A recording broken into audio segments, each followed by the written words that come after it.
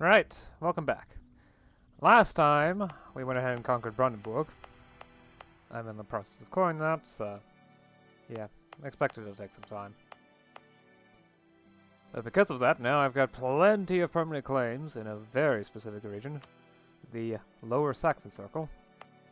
So now I've got permanent claims all over the place here. Sadly, one of them in, well, Hesse, but that will be handled at some point. Eventually I'll outgrow Hesse and yeah. The next area is probably going to end up being Magdeburg. Because why not? Though I am going to wait a bit.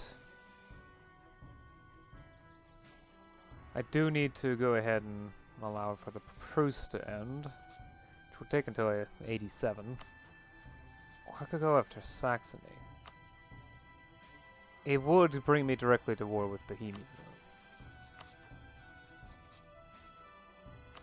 Not sure that's a good idea. Still, besides, I just conquered a bunch of territory, so... I mean, it's not really that much insofar as aggressive expansion is concerned, but... I'd like to wait a few years for that to decay a bit more before I try anything. Oh yes, I also did something else. I went ahead and upgraded tax service to rank 3. Well, tax collection to rank 3, tax service. Which, no, not the right one. It's over here, yes. Previously it was state tax farming, so none of the tax revenue is transferred to the elites as part of tax farming, which is excellent. This is extremely helpful because it means that less money is transferred to the powers, the elites, and that means they get weaker because they have less money funneled in their direction. And also, that means more money for me, which is always good. It always is. Plus, the steady increase of state reach means I can, well, start to lower it if I need to. And it also increases base tax efficiency and reduces the mana cost of state taxes, so even better taxation in general. Yeah. Right, let's just get on with it. I should check how provincial corruption is doing. Okay, it's doing good. It's slowly going down again, but simply put, laws is now more than half of the cause of provincial corruption. The source of more than half of the provincial corruption. I'm gonna start having to look into wages as well, because they're having a multiplicative effect on the whole thing, too.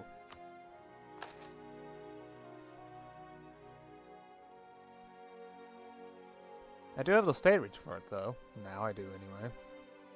Of course, increasing wages is also going to increase the costs by 25%, the administrative costs. Well, the bureaucratic wages here, which are already 52 ducats a year. A 25% increase would be... Wait, this should be easy. This is divisible by 4, isn't it? 13 ducats a year, which is a ducat a month. I'm not sure if the change in tax income would be worth it just yet. As state reach increases, this will become more and more important to eventually do. Because again, multiplicative effect, and it also scales with state reach. So the bigger the state reach, the more of an effect bad wages has.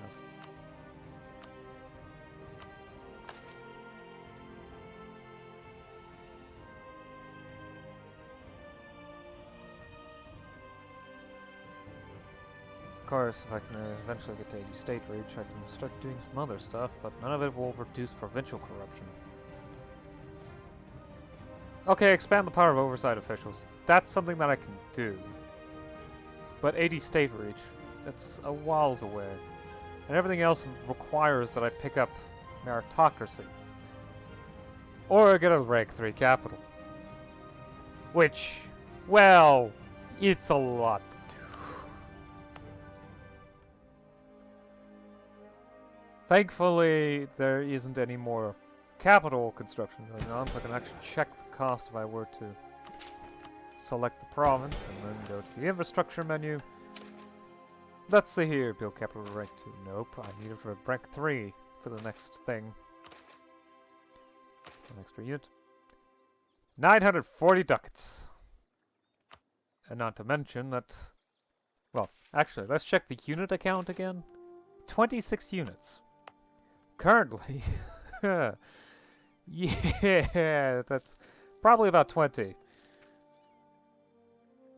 We have 20 units of capital infrastructure. And I'm already spending 18 ducats a year in order to pay for the maintenance. So we're going to be more than doubling it because we're going to be bringing it up to 46.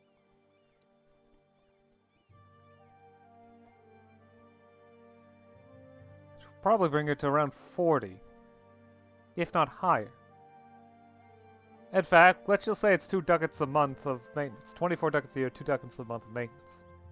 Even with the increases, so I have heavily increased the amount of taxation, and I'm only earning 5 ducats a month. That's assuming manpower doesn't go down to the point where I get into actual trouble with force limit. Which is part of the reason why I'm also waiting. I'm trying to gauge how much manpower I actually have available with just 1 manpower taxation. Because manpower is expensive with a conscription system. Especially since I don't have meritocracy, which makes it difficult for me to do necessary reforms to bring down provincial corruption to the point where I can safely bring my state reach up to 100 without dying of provincial corruption. Which will kill my taxation ability. So I'm playing a careful game of balancing everything. And I may make an effort to reduce state reach. Thankfully, revitalizing the administration also improves corruption. But it's state reach. I don't actually want to reduce it when I already have it. Unless there is no other choice.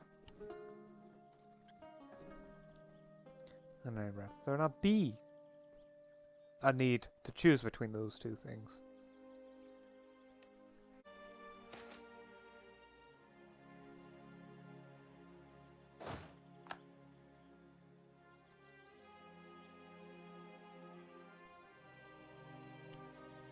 Either I won the fight or there was a battle before I even arrived. Fine. Fort level 5.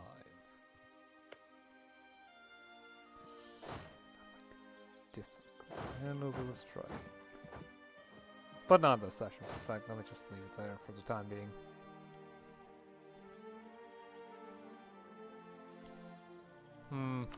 I actually have trouble with manpower. Yeah, I think I should start increasing manpower taxation, at least for the duration of this war.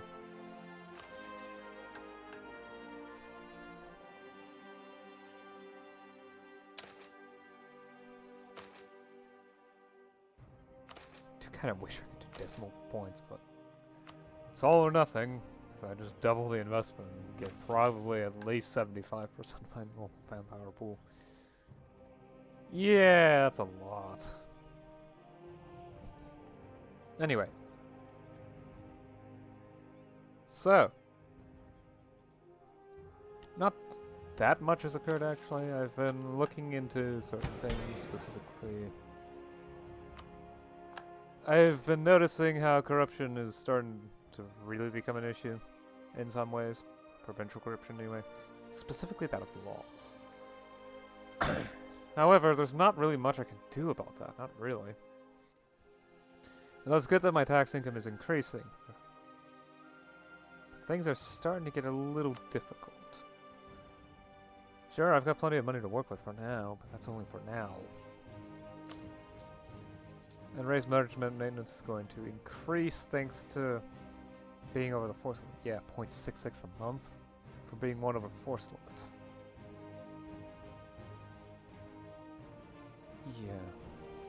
Yeah. God. Anyway. Not really much has occurred. I'm basically just sitting around waiting for... I was waiting for manpower to recover somewhat so I could go to war with Saxony, specifically to draw Bohemia into the war. But I'm a bit busy with that because the Ottomans dragged me into a war against Genoa, who was allied to Hungary. Which is why this war is way more dramatic than it otherwise would be for a country that has one province in Italy and a couple islands in the Aegean. Well, I say a couple, it's really four provinces of islands. One of which they made their capital, specifically Rhodes. Yeah. Wait. Why does Trebizond own the Delta?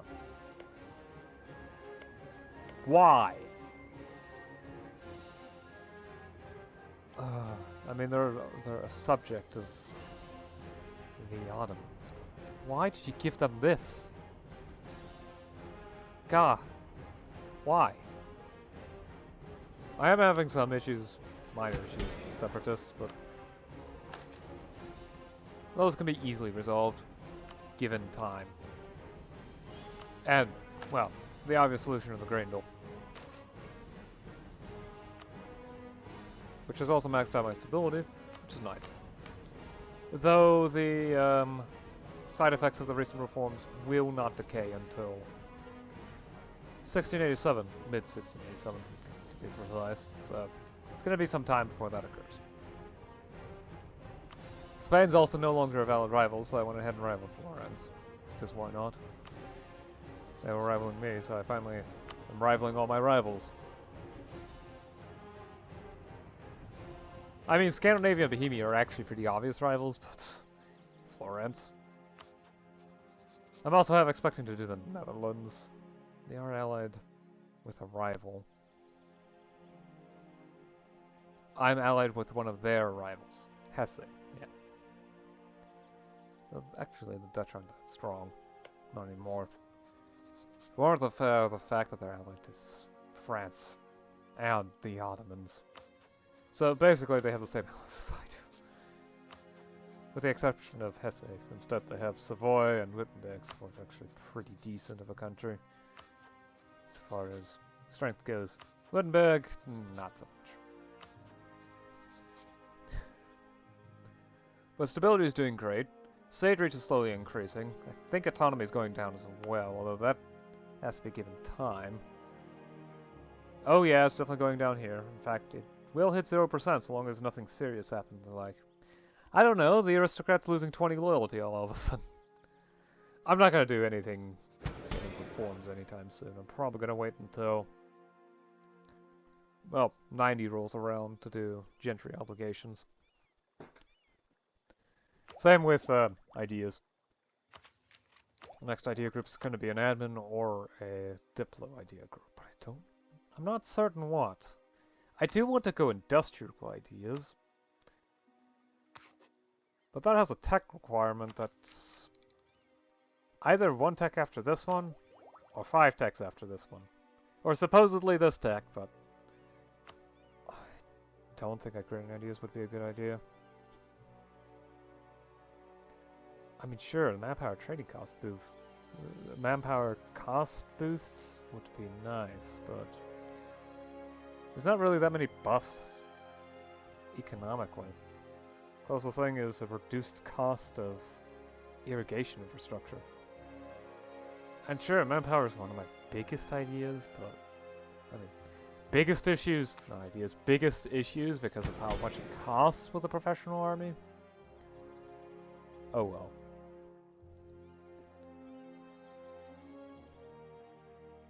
Actually, that is an interesting thought now that I think about it.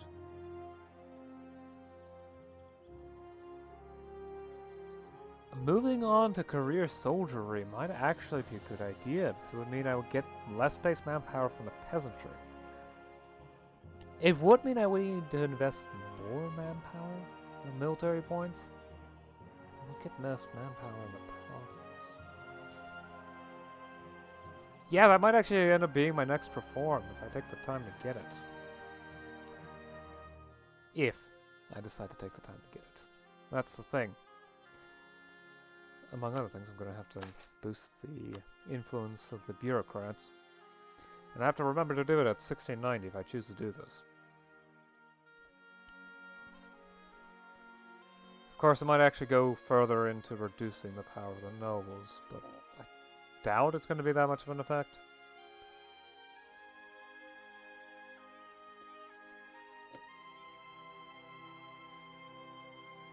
Would at least mean that the feudal levy would no longer be enabled.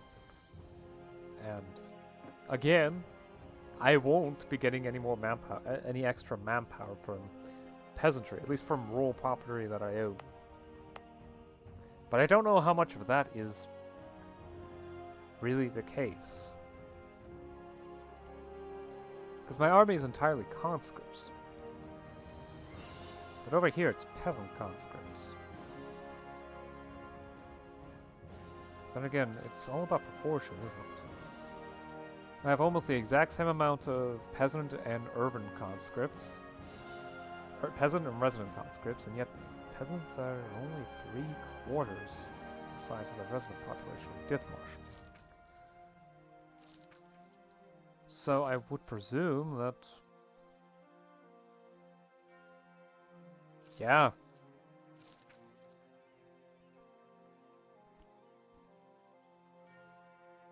I figure some of this is actually from that.